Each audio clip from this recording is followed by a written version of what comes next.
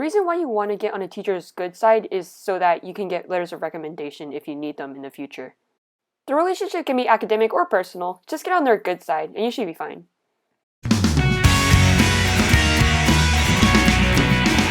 The two main standardized tests in America are the ACT and the SAT. It doesn't matter which one you take, just take some sort of standardized test. However, as of this year, many colleges are dropping their requirements for SAT or ACT. Regardless, I still recommend taking some sort of standardized test, because you probably don't know where you want to go, and you definitely won't know the requirements for the college.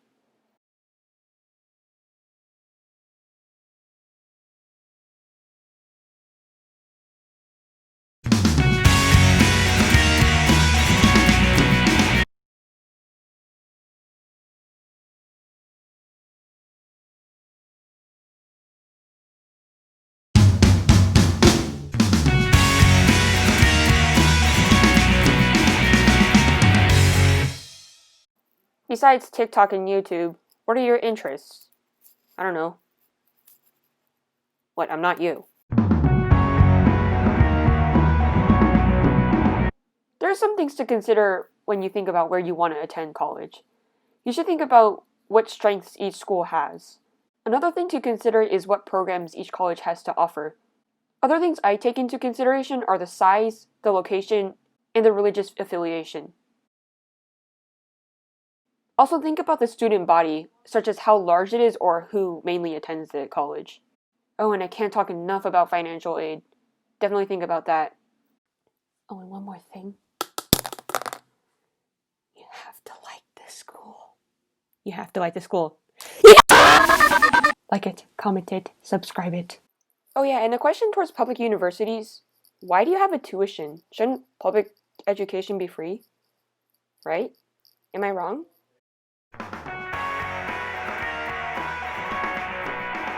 Not all schools explicitly say if they have an SAT score cutoff or a GPA cutoff. So what I would do is do some research on the average GPA of the students who attend the college, or the average SAT score of the students who attend. Some colleges also have course requirements from high school, so make sure to look into that. You also need to think about letters of recommendation, especially how many each college requires.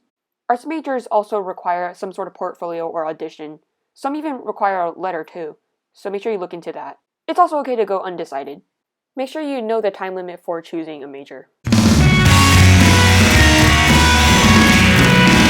If you don't have one already, make an email address. I prefer this search engine called Goggle.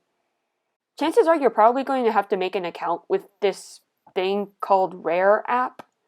It's a service where so many colleges allow you to apply to them all at once. They will ask you a lot of personal questions regarding your background and your academic status, so settle in and make sure to be ready to answer all of those. Once you finish those, you can start adding colleges to your interest list. You can always change your list, so don't worry about knowing exactly where you want to go. Once you add schools, you will be asked if you want to waive your FERPA rights. Your FERPA rights basically allow you to see your academic records, such as your transcript and letters of recommendation. Letters of recommendation are supposed to be confidential, so I would say just waive your rights. It's not a big deal. And as I've said earlier, you will probably need letters of recommendation.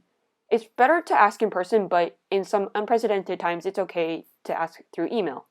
Make sure you pad the question with anecdotes or blandishment, just anything. Just try to get the teacher on your side.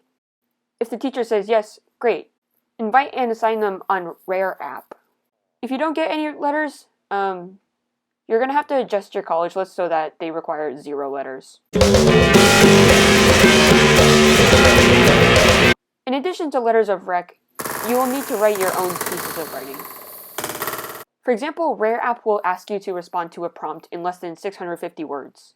And art students, get working on those portfolios.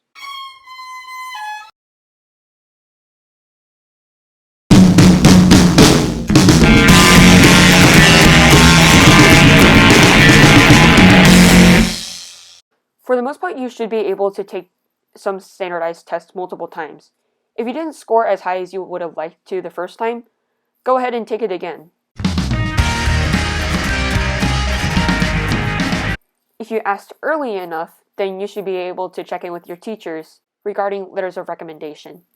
You'll be able to see the completion status on Rare app, but if for some reason they just haven't done the letter yet, make sure you check in.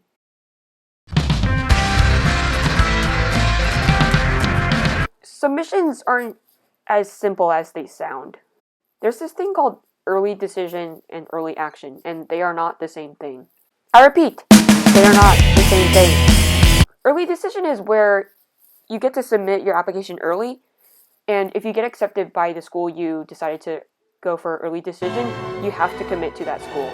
You also have to withdraw any other applications to other schools. So I would advise that you go for early decision for a school you know you can get into and that you really like. Early action, however, allows you to submit your application early, but you don't have to commit to the school if you get in.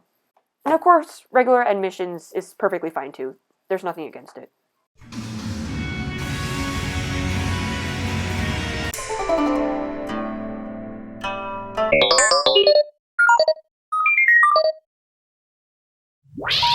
Please hang up and try again.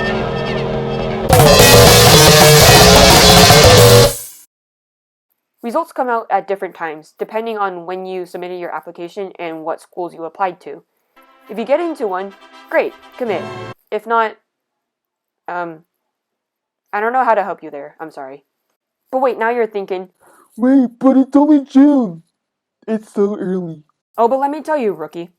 Time flies! It's not gonna go backwards! It's never going backwards! Start now! Seriously, you should start thinking about sending that ticket to hell. Have fun.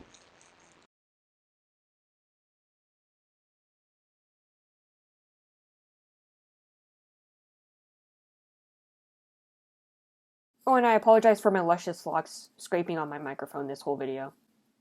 Well, those were reasons when you went to send the recorded video. What? I was just busy. I mean, I was starting to look at college. Oh, so you are an expert. Why should people watch this video?